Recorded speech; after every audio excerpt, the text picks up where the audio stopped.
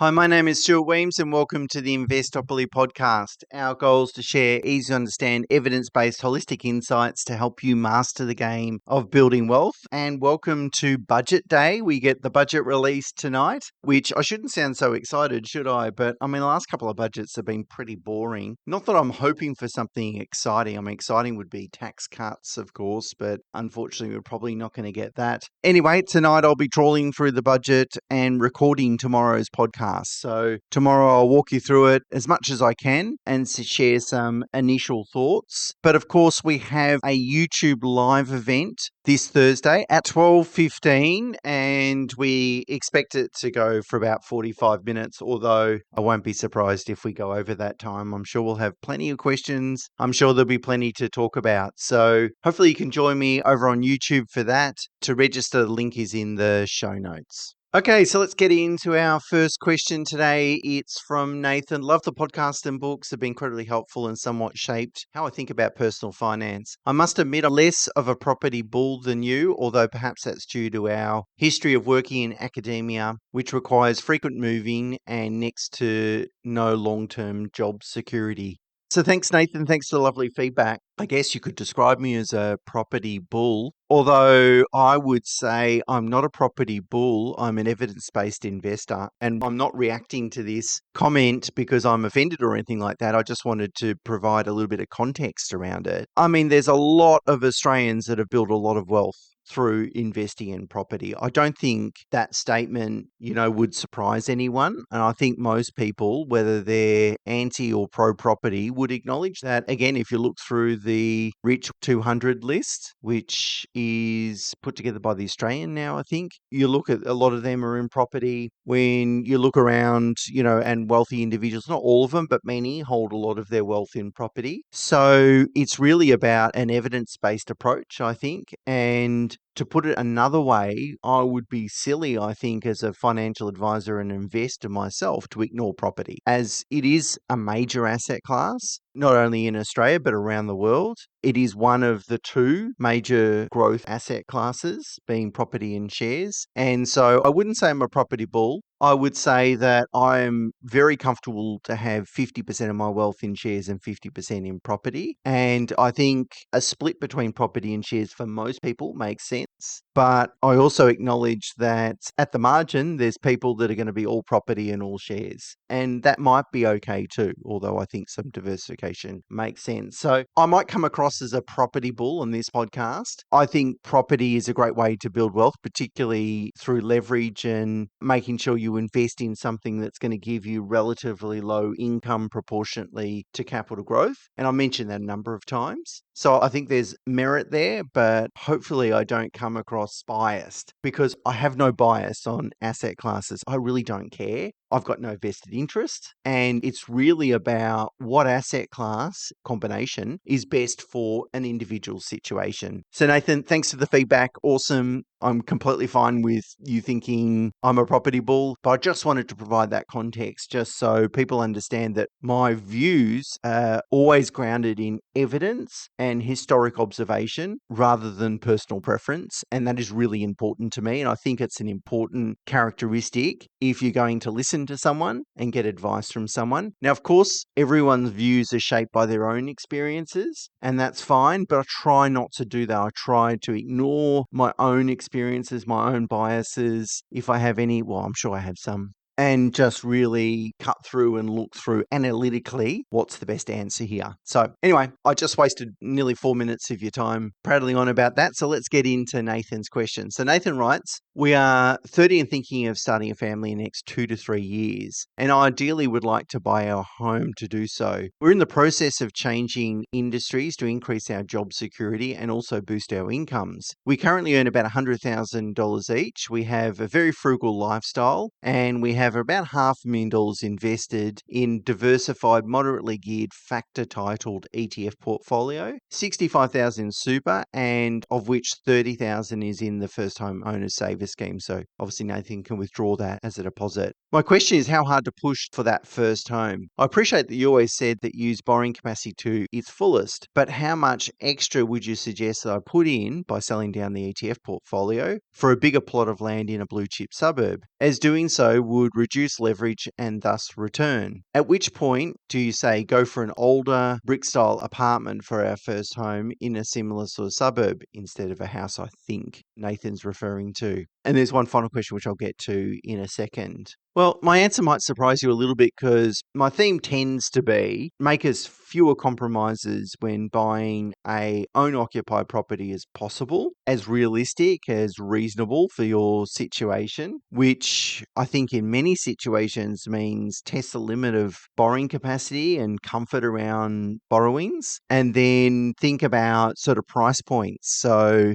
sometimes spending an extra 100,000 isn't going to move the dial very much, but sometimes spending, say, an extra 200,000 puts you into a different category of property, which maybe exposes you to fewer compromises, and that can make a material difference to the potential future capital growth rate on that property. So I don't think that there's just a one-size-fits-all answer here. I think the general theme is really think long-term about this. And yes, it's a home, but if you can buy something that, as I said, has the fewest compromises as possible, that has the strongest fundamentals as possible, and if you end up occupying that property for the next 10 to 20 years, even just a small differential in compounding capital growth on an after-tax basis, in dollar terms, will make a huge difference. And that's, I guess, the theme that I'm trying to get across. Whereas I think, and particularly first home buyers, because they have less experience with this, but I think for most people, when we tend to think about these sorts of decisions, we tend to focus firstly on the here and now. So what is my income? What are my expenses? And look, that's important. I'm not saying don't focus on the here and now, but you need to have a broader viewpoint than that, particularly if we're talking about property, and particularly if we're talking about a home, and especially if we expect to occupy that home for a long period of time. So yes, you have to add some weight, pretty significant weight, to what can you afford today, but also you got to think about affordability in the future. And you might, if you take that approach, for some people might be, okay, it's going to be a struggle for the next 2 to 3 years, but I can then see it kind of loosening up longer term and it starts to become more affordable. And so you got to put some weight, if that's your viewpoint, to that sort of long-term outcome. But in Nathan's situation, he's going through a significant change. So he's moving from academia, I imagine, into industry, as he said, for better job security and higher income. And I'm going to assume that Nathan's partner is also doing the same thing. So we've got two income earners that are making substantial changes. In that case, I'd be inclined to delay a decision to buy a home. I'd be inclined to make that job change, that industry change. And when both parties feel secure about that change, so they like it, they can see some longevity in their job and their career choice and change, then I would think carefully about borrowing capacity, affordability, these sorts of things. Because it's possible that you do the career change and, it doesn't work out. Maybe you don't enjoy it. Maybe even though there's less job security and lower income in academia, you prefer it or you enjoy it more. I'd be loath to make a decision now, but if I don't have a lot of certainty around future income profile. And I'm not saying that everyone gets to a point where they've got complete certainty over those things. There's always going to be some level of uncertainty. But where there's a big job change, I'm not saying this is what I would do, but if you were my client, I'd be talking to you about, well, what if this doesn't work out? What's the big deal? Maybe we should wait 6 months. Maybe we should wait 12 months. So that's my first comment. My second comment really depends on the question that Nathan's put to me is, to what extent do you put some of your own equity in? Of course, you're going to have to put some because you can borrow 95% if it's your first home without mortgage insurance, thanks to the government guarantee now. So to what extent does Nathan put in more equity to extend his budget? And I can't answer that question because I don't know what his borrowing capacity is, so I don't know what I'm comparing. But obviously with his borrowing capacity, if you go like minimum contribution is a 5% deposit plus costs, so whatever that looks like, versus sell the entire ETF portfolio, $500,000.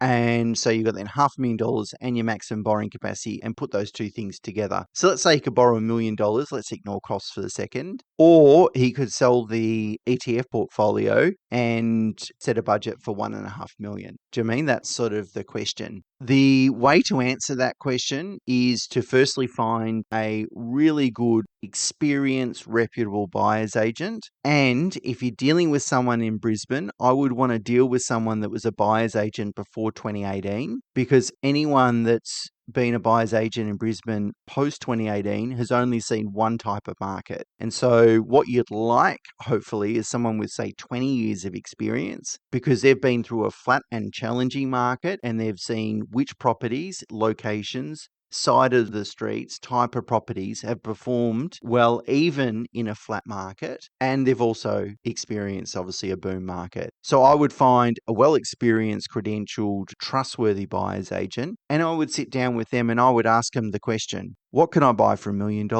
What are the pros and cons of that asset? Fundamentally, what are its strengths and weaknesses? And then for a budget of 1.5 million, what can I buy? Again, what are the pros and cons, strengths and weaknesses? And then you can have a conversation about, something that sits in the middle, maybe 1, 2, 1, 3, and build a bit of a picture of how much, if any, compromise are you making by not selling down the ETF portfolio? And roughly, and you're not going to be able to do this with any science, what do I think the capital growth rate differential might be between those two assets? And that's a really subjective, difficult conversation, but I know that in some circumstances, and look, it also might come down to your preferences too. So you might go, selling the entire ETF portfolio is very extreme. I'm not prepared to do that. The most I'd prepare to go down to is 200,000. I want at least 200,000 shares. So the most I'm going to sell is 300. And that sort of tightens the range a little bit. But I know there's been some circumstances where, if my budget was 1.1 versus 1.3, it doesn't really move the dial very much. And so then that gives you some good context for making that decision. And then you might decide, okay, good, we're going to stick to that 1.1 level. But it really comes back to what I said at the beginning, which is just making an educated decision about buying the highest quality asset you can buy today, assuming you're going to hold that asset for longer term, because a small differential in capital growth rate in dollar terms will equate to a pretty big number after a long period of time. Okay, so Nathan's got one additional question. He writes, if the original purpose for the loan was own-occupy, can you negatively gear a home once you move out of it and rent it out? Yes, you can, because yes, the original loan purpose was own-occupy, and that's fine. But if that asset is now being used as an income producing asset, then any related debt is then also tax deductible. So that's fine. And it doesn't matter that if obviously there's two types of products, home and investment. So of course you can have a home loan initially. The terms and conditions in banks' loan documents state that you have to tell them if you're going to rent the property out. Practically, I actually wouldn't even know how you'd go about doing that. Call their call centers. They're probably just going, yeah, whatever. So I don't even know how to do that. So practically, I don't think anyone ever does it. So really, I don't think you need to worry about it. And from a taxation perspective, it doesn't matter whether the product says home loan or investment loan. If the property is being rented out and there's a connection between that debt and the property, and you can demonstrate that to the ATO, it's going to be tax deductible, so no issues there. Thanks for your question, Nathan, and best of luck with your purchasing decision. Okay, next question is from Matt. Matt writes, I'm 42, top tax bracket, earning about 400,000 a year. I have 1.2 million in shares and crypto, 500,000 in super. I rent for family reasons, new partner after divorce. I own an investment apartment in Brisbane, which is blue chip, worth 700,000 with 300,000 of debt. It's an older six-pack on a large block of land, so it's a solid investment, but not a place I want to live. I've got $250,000 of borrowable equity in the investment property. I'm deciding how to deploy it.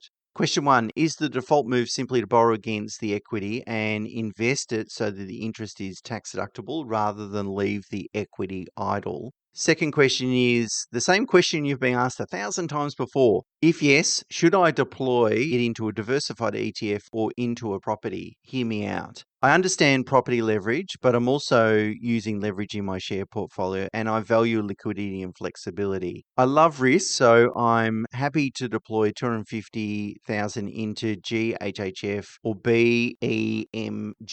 I also want to note that blue chip Brisbane is out of my range even for my salary unless I liquidate assets and pay 47%. I can see myself buying a 1.2 million blue chip apartment in Newstead, but it fails your investment grade test due to limited land component. The investment grade alternative often implies a land heavy house, materially more debt, around about the $2 million mark, and I'm not comfortable with. Given this setup, is a leveraged ETF path a rational default, or am I missing a key advantage that should be putting back towards property?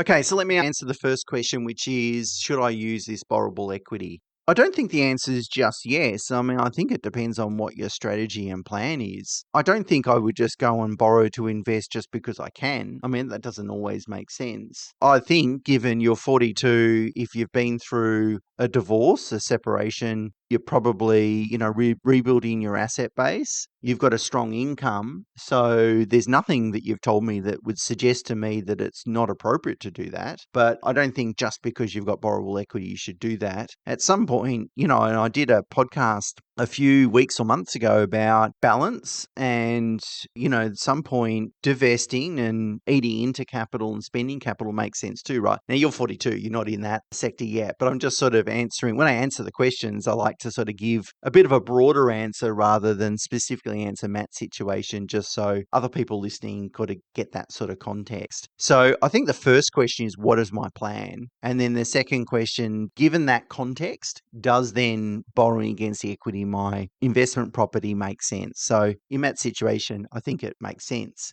Now, the question about property versus shares is a really good one. And it's also a good one in this context too, because I think if I reframe the question, if Matt was my client and he owned this blue chip apartment, would I want to sell the apartment and then put all that money into a $2 million house? No, I don't know what the answer is because I haven't thought about it or financially modeled it. But I don't think it's a clean or a no-brainer answer and the reason I say that is because houses are at a different stage of the cycle than apartments. So what I would be doing is I'd be selling an asset that is in the early stages of a growth cycle and putting that equity into an asset that's arguably at the mid or later stages of a growth cycle. That doesn't make a lot of sense. I would be paying capital gains tax, and if the loan is 300, I'm assuming that was sort of around the purchase price. So I imagine there's 300 odd thousand or more of unrealized capital gains there. So I'm paying a lot of capital gains tax, maybe at 75,000. Then I've got the transactional costs. I've got the selling costs and stamp duty and so forth. So you put all those things together and I sort of say, well, no, I don't really want to get rid of the Brisbane apartment. I agree buying a $1.2 million apartment in Newstead, probably is an investment grade decision. That might be a personal decision rather than an investment one. So I'm not attracted to that. So in the context of what Matt's outlined, I actually think using those borrowings to invest in a diversified ETF, or in fact, going back on some of my more recent podcasts around constructing an ETF portfolio, and I did one on lump sum investing. So there's a bit of information there to help Matt in terms of execute that strategy. But I think borrowing that $250,000, putting into the share market is probably the superior strategy here, considering both property and share market returns, assuming that how he invests those monies. Remember in the lump sum investing podcast episode, which was episode 403, just in case anyone wants to go back and look at that one, and the ETF portfolio construction episode 405. So you can go back and have a look at that one. But in the lump sum investing one, I made the comment that how and where you invest should then inform whether you take a staged approach or a lump sum approach. So, if I'm investing in a market that is very attractively priced, priced, then arguably I'm pretty comfortable to invest in a lump sum. Whereas if I'm investing in a market where, there's questionable value, it's fully priced, then maybe I shouldn't invest in that market. But if I'm going to, then a staged approach is probably less risky than a lump sum approach. So, as long as Matt can execute on those things or takes that into account, then I think borrowing the 250,000 against the equity in the existing investment grade apartment is probably the best way to go. Thanks for your question, Matt. Much appreciated. And hopefully my answer helps. Actually, I should just add to that or point out or highlight, and it's something that I struggle to articulate sometimes, but it does show how property and shares really do interact with each other within a strategy, and that you need to have a knowledgeable advisor that understands both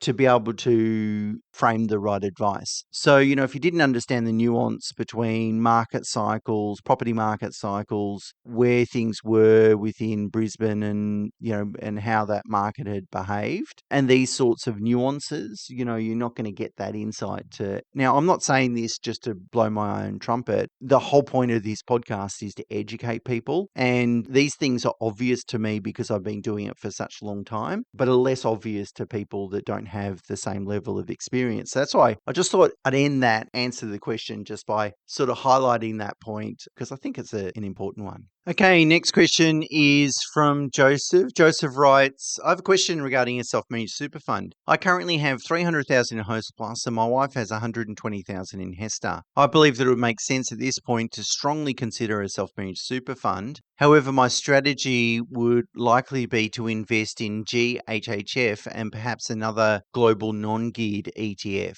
I'm not considering any alternative investments such as commercial property managed funds, etc. I understand the tax drag is something that would be a consideration. My question is, if I'm only intending on investing in ETFs, is it worth the headache of a self-managed super fund, or would it be best just to do Choice Plus for simplicity? So it's a great question, and I'm actually starting to think about pulling together, I do a review of super fund options, and I'm going to do a more detailed report this year, I think. And I'm just starting to think about, pulling that together. I'm starting to work on it. So it's a really good question. Let me just try and reframe the question just to provide a little bit of context for those that are listening that don't understand the nuance of what Joseph is asking. Essentially, what he would like to do is put his super largely in GHHF, which is a diversified ETF that invests in the Australian market, international market, emerging markets. I think it's got some smaller companies in there, but it's also internally geared. So it's geared to around about 30-ish%. I think it's run by beta shares. So really, I'm adding gearing into super. Now, I don't know Joseph's age, but if he's relatively young, adding some gearing into super could be pretty significant versus staying in the industry fund and using Choice Plus or Investors Direct. They're all got different names, but a lot of industry funds these days allow you to construct your own ETF portfolio within your own super account. Now, there's some provisos around doing this directly with industry super funds. Firstly, some industry funds require you to have a certain proportion of your balance in a premixed option, such as balanced or growth or high growth. So you can't, with all the super funds, put 100% into that Investor Direct or Choice Plus, whatever you want to call it, option. The other thing too is the investment menu. So the number of ETFs or type of ETFs you can use is pretty narrow. It's not every ETF that's on the market. So your investment menu is going to be restricted. Many of them don't have, as far as I understand, I'm sure there'll be some, but won't have the diversified funds. So you're going to have to construct your own asset allocation and portfolio. And I don't think any of them have the internally geared diversified funds either. And finally, the trustee will put restrictions on how much you can put into one ETF. So they might limit it to 20 or 50% of your balance. So you can't, for instance, just go and buy GHHF and put 100% of your balance in it. That's not going to work because you don't have those controls. And that's the benefit of a self-managed super fund. You have 100% control on how your money and transparency on how your money is invested. Of course, there's a higher cost to run a self-managed super fund. It's also an administrative burden. So it is a lot different than having an industry super fund, but there's some really important differences there that we want to really consider. So let me reframe the question then. Let me reframe Joseph's question and put it this way. Is it worth having a self-managed super fund if that allows me to invest 100% of my balance in an internally geared ETF? So does the cost justify doing that? Well, I just asked Claude for some forecasts on this. And assuming 8% return, let's say we invest in a diversified fund and over the next 20 years we get 8% versus a internally geared diversified ETF that's geared to 30%. The difference in balance is about 20%. So an internally geared ETF over 20 years with 30% internal gearing is going to give you a 20% higher balance. So if we got a starting balance today of 200, then we're looking at a balance in 20 years of 900 versus almost 1.1. And over 30 years, the difference is about over 30%. So we're looking at a balance of 1.9 versus 2.5 million. So that's in dollar terms, future dollars, of course, that's $600,000. It's pretty significant. I don't think it's going to cost you $600,000 to run a self-managed super fund over the next 30 years. In fact, with technology and all those sorts of things, I think that the cost should be steady or in decline, really, my guess for running a self-managed super fund. So I think that says that it is actually worth setting up a self-managed super fund if you've got a 20 to 30 year time horizon, but you've got to be comfortable with the volatility. An internally geared ETF is going to have much higher volatility, particularly in drawdowns. So if the market drops 30%, for instance, you can probably expect your portfolio or your balance to drop 45%. So you're going to have a bumpier road, but, we know volatility. I don't want to ignore it because it's important, but we know volatility is short term, returns are long term. What we're trying to do with super is we know we have to invest it today. We can't access it until we're 60. So we've got a very long time horizon, which I think then the question becomes, what can I do with my super to maximize returns over a very long period of time? And the answer to that, just on these rough numbers, is include some gearing, but realize you're going to have a very volatile period of time. And in a really strong market correction, you could lose half your balance. Now, you've got to ask yourself whether that's going to be something you're going to be, no one's going to enjoy it, but if that's something you're going to be comfortable with. But really great question, Joseph. And maybe I'll do some more work on this in the super report that I'll put together, which I normally publish that towards the end of July. And it'll be really looking at the 26 financial year returns and looking at these sorts of considerations. But it's a really interesting point, but you're going to have to get some advice, to set up a self-managed super fund. Can't remember, I'm pretty sure the law requires you to get some advice these days. And I think that makes sense because you want to go in eyes wide open. I should make it clear, by the way, that I'm not advocating this. I'm not saying that Joseph should do this. I think what he should do is get some personal advice to look into it. And on the face of it, it has some merit. Okay, next question is from Benjamin. Benjamin writes, my question is, how do we evaluate good land value, particularly in regards to investment grade apartments that you allude to? My wife and I, along with our newborn bub, are looking to buy our first home. We both work in the Melbourne CBD, realize we can't afford the house we want, where we want. So thanks to your podcast, we're looking at the strategy of purchasing an investment grade apartment to be our first home, live in it for 8 to 10 years during the growth cycle, and then sell it and move into something more spacious while still being close to the city. We plan to have more kids. My wife would be happy with 3, but I'd love to have more. We're early 30s, although that may not be relevant. What we're struggling with is to identify what is an investment grade apartment with good land value. Listening to other episodes, you've mentioned it shouldn't have been renovated, ideally less than 12 units, a blue chip suburb where demand is always out of balance of supply and land value is good. I'm not reading this very well, am I? Okay, so the answer to Benjamin's question, you really need to get an idea of what land is worth in a particular location. And speaking to some agents, they will probably, real estate agents, they'll give you an estimate of what land is worth, because when valuers value property, they will look at the underlying land value and the value of the improvements on that land, and then they will compare that to comparable sales. So there will be a sort of generally acceptable or accepted kind of per square meter value of land. Then what you can do is have a look at how large the block of land is. if the block of apartments is sitting on 600 square meters, using some rough estimates and ranges of land value, you can work out what the land value is worth.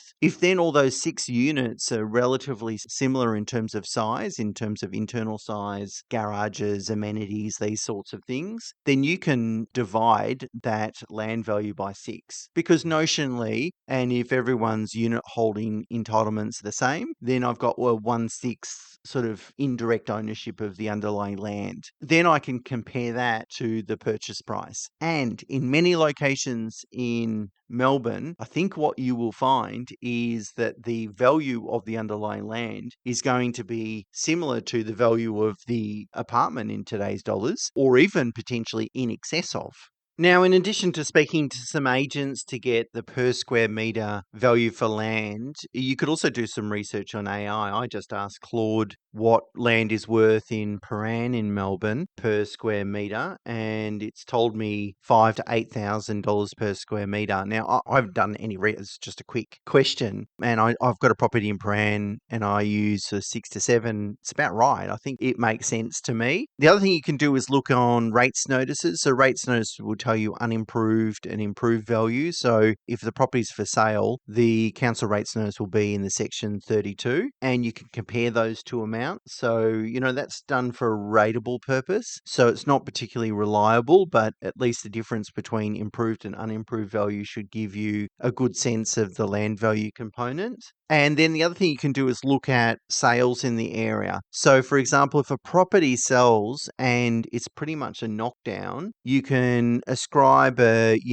pretty basic sort of number to the building value, and that then helps you understand what the underlying land is worth. Anyway, you do a bit of research, you can start to build a bit of a picture about this, and then you can look for those higher land value locations, right? So, if you're looking at a location that costs $7,000 per square meter and one that's 3, clearly you can see which one is more valuable. And that should make sense too, by the way. And similarly, if it costs $7,000 in Paran for land, I'm not telling you it does, but let's just assume. And then an outer suburb that's, 40, 50 Ks away from the CBD costs 5, then the relative value of the land, you've got to question that as well. So there's some of the ways that I would look at it, as well as, potentially seeking some advice from an experienced buyer's agent. They should have, a good handle on these things and land values, as well as all the other attributes and considerations that you need to consider when buying an apartment. But those style of apartments will tend to be on a relatively large block, few apartments in it. They tend to be relatively old, so built 1960s or prior, tend to be in a quiet residential street. There might be a few apartment blocks in that street, but there'll typically in the street also be houses as well. So there might be apartments on one side, houses on the other, and the location is going to be blue chip likely. So look, Benjamin, hopefully that answers your question, or at least points you in the right direction to some extent. Be careful with using AI, by the way. It's one of many things. I think it's about building data points. So not just finding one thing and relying on it, but trying to build a bit of a picture, speak to agents, look at comparable sales, look at the council rates notice, do a bit of research on AI. If you look at multiple sources, it starts to build a bit of a picture, and that is more reliable than obviously one source. Okay, a long episode today. Tomorrow I'm going to get into summarising the budget. So I'm going to have a really fun Tuesday night doing that, but look forward to sharing that with you. And just a quick reminder also, we've got the live Q&A on Thursday with Mina Abraham, who's my co-host in the Holistic Accountant podcast and looks after our tax and business advisory division at Pro Solutions. So we look forward to hopefully sharing some insights and information on Thursday at lunchtime at 12:15. Registration link is in the show notes. So until tomorrow, bye for now. And before you go, if you enjoyed this episode, please share it with someone that you think will get value from it. And if you have a moment, leave a rating or review on Apple Podcasts or Spotify, as it really helps more people find the show. If you have a question you'd like me to answer in the next Q&A episode, email it to questions@investopoly.com.au. And if you'd like to learn about my new book, Wealth by Design, which is out in a few months' time, head over to investopoly.com.au/book. The link is also in the show notes. And you can also register for the pre-order offer, which is an AI tool that you can use to get more personalized value out of this podcast. Thanks for listening.